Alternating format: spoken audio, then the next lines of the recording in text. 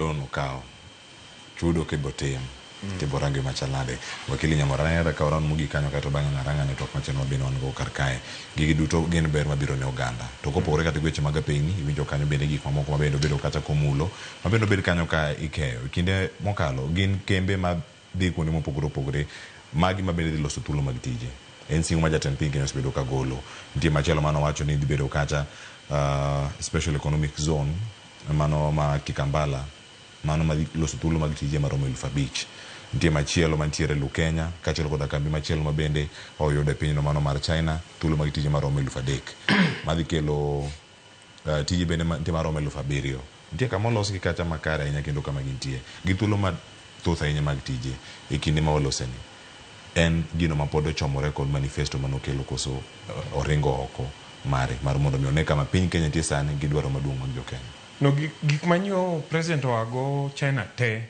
oluwore gi manifesto mar UDA gi Kenya Kwanza. Kech manifesto mar Kenya Kwanza nowacho ni one of the areas ma Kenya Kwanza dhi investe en area man manufacturing, and then tie agriculture, and then tie health, then tie housing, and then nitie weche mag digital economy, and then weche mag small and micro enterprises, and then weche mag climate change. Kineno areas gite to investments ma president nyo yudo commitments ni bro timogi gin investments ma bro kelo gigi straight nyaka kunde ma investments gi debate. For instance, ka okel joma dhi timo ohala kembe madongo madhi ndiko ji special economic zones. For instance, kapo ni moro nyakelno kata mana Kibos kama wacho ni special economic zone onego bedi between Kibos gi Miwani cha.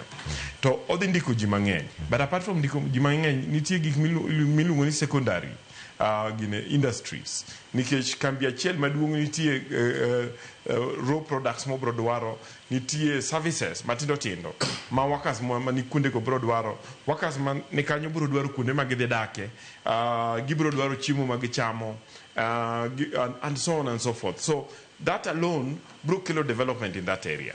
And then with investment madi biro magandara, and I'm very keen investment madi thurwa ni kwa ya ndara ingeni tinde riembo antinde riembo ka Nairobi kadi Kisumu dwa tama nikech kidwa riembo tidwa ka uchigni secha beriyo secha buru kama chon kana tin to kana chako riembo mtoka to na riembo ka secha 4 secha beach. So I'm hoping ni kandara ni obedo expanded maji nyalo ringe matek matin and safe, mwandu nyalo move faster, jopiny be nyalo move faster, so that ohala nyalo dhi malo kwa enhance mano gi railway aito wa connect kawa jomochopo Kisumu nyalo idho meli to tero mwandu yo Tanzania kata Uganda oromo mwandu kono kadugu koni ohala bro medore. And then demand mar agriculture mana kaka Elisha sewacho be bro bedo spad. And then the service industry, nikech jibro dwaro kama gidake, jibro dwaro kama gichame, jibro dwaro kama giyueye, and so on and so forth. So I see Kisumu, Homa Bay, Migori, and other towns mag Nyanza kadi di bloom. Adwani mondo I encourage Newton Ogada. Ni okwanya bedo ni sama gigi do biro Nyanza kore kwa chako ng'eyo ni oni go di bedo mang'eny. Wewe the mang'eny ki to jogi wose ka bedo kaka umwandu to tero mathurgi ka umwandu to tero mathurgi wabe wayude president mawang ni winjowa madwa no ka umwandu kel thurwa oko wacho kada no ka tero Eldoret okawo kokelo Kisumu okelo reru Kisumu okelo ndara kochiko yo Mau Summit manyiso ni joma di Kisumu and so on. Yeah? But at least what the benefit.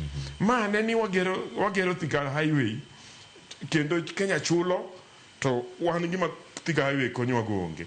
Wachulo expressway gima konyo wagonge. Wachulo kiani dongo kundu and so on and so forth.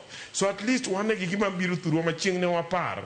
Mabro biru kara nyisi ni kane wan ge president mwilugo ni William Ruto no paro ganda maluo. And my mommy and Yisoga Joa ni kanitie ngama bro loko Oganda Maluo, the fate mar Oganda Maluo, then President William Ruto. Mommy you call what your pile, kata you call what your Kakaramogi professional caucus. Ni my president Manyaka was take go. until otiek term ne man 2032 because ka just ndalo cooperation magisibedo gi ODM in 1 year M1 so many investments. What about kwa support up to 2032? So kikwa bed gi to at the same time serikali duto ni okwadware ngata madwa ni mondo opingi kata ngata matimo penjo gimoro mabiro Nyanza. Ominyo no kanyo wuok tung mosuo gi governors wariyo. Kanyo gitemo pingo gik ma president timono. However, kanyo Professor Nyong'o support gima president kelo tino kanyo wuok kendo mondo wa support.